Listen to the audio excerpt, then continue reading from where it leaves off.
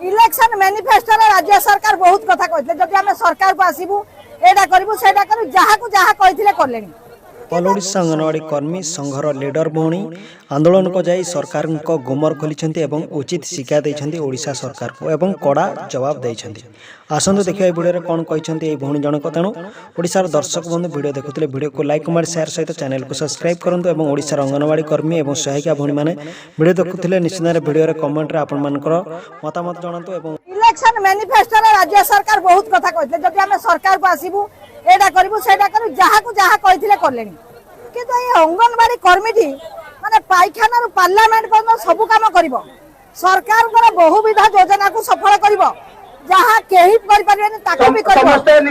election duty भी कर काम कर सरकार इलेक्शन इस्ताहार अंगनवाड़ी कर्मी को 3000 आज पर्यटन